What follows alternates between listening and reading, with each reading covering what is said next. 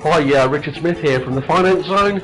Just want to talk to you today about a couple of things relating to personal pensions and pension planning in general. And I just had a quick Google search to find out exactly what the top stories are for today, and you can see here that we've got three particular burning issues for pensions. One is about ensuring a soft landing for baby boomers, and as you know full well, a baby boomer is one of those people that are very much approaching retirement now.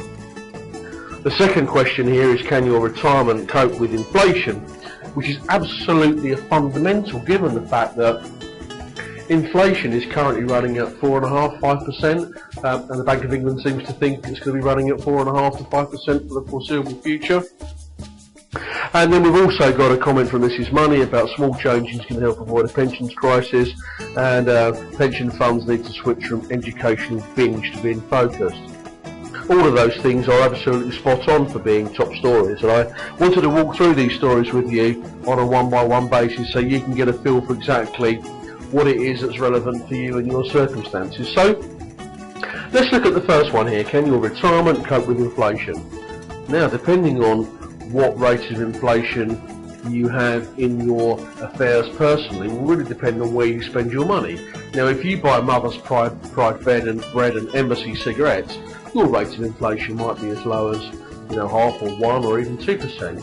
But if you're buying Benson and Hedges bread and or Benson and Hedges cigarettes and Warburton's bread, your rate of inflation might be at 6%. So inflation is very much a personal issue, and all the Bank of England does, and the Office of National Statistics talks about a general rate of inflation, but depending on how and where you spend your money will obviously depend on where inflation is. And the thing is about inflation, it is destructive for your finances. I'm going to outline that for you in a couple of seconds, because I think it's vitally important that when you look at this next picture, and this is courtesy of our friends over at Surrey University, who provide this calculator. And as you can see here, if you took £1,000 at an annual rate of interest of 5%, let's say inflation's at 5%, over a 5-year period, you can see that on the compound results, you would need £127,628 just to keep pace with inflation at 5%. So you need to get effectively 25% growth on your over the next 5 years in order to make sure that your money stays the same in real terms. Which is quite scary, really, because if we look at the way the investment markets have been over the past couple of years, and we look at the way the deposit interest rates are, somewhere in the region of 1% if you're very lucky. Realistically, for most depositors, it's below 0.5%. And so you can start to get a feel for the size of the problem.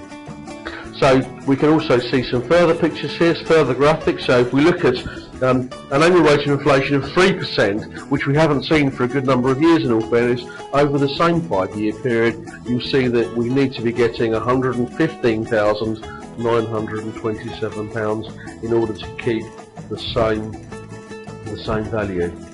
And again, looking at 1% over a 5-year period, you see that you actually need to be getting 5,000. The maths are relatively straightforward in all fairness, but it does highlight it perfectly. If we look here, some comment from moneyfacts.co.uk, which are talking about retirement dreams being shelved for millions. And one of the problems is that far too many people are sitting back and saying, oh well, I'm paying £150 a month into my pension and it seems to be doing okay, and I'm not interested in having it reviewed. And one of the things I've been talking about for many years is this issue in relation to pension charges and how they really do eat into your capital, and financial advisors that are not providing the advice and guidance that they perhaps should be doing, but you of course are paying very dearly for that advice as part of your pension contract. So what I'm saying to you is you really need to step back and review these plans. You need to be looking at where they're invested to make sure they're keeping pace with inflation, and you also need to be looking very, very carefully at what your options are. sitting back and doing nothing, it's not going to be an option for you, because it will come back and, as my old friend says, bite you on the backside very, very quickly. Anyway, my name is Richard Smith. I'm one part of a business called The Finance Zone. We are a company of professional financial coaches. And if you've got any queries or questions, or if you need any guidance in relation to what your options are, please feel free to get in touch through the website, which is www.thefinancezone.co.uk. This isn't going away anytime soon, and inflation's going to be with us for a good deal of time, and you need to be reacting to that accordingly. Thank you for your time today.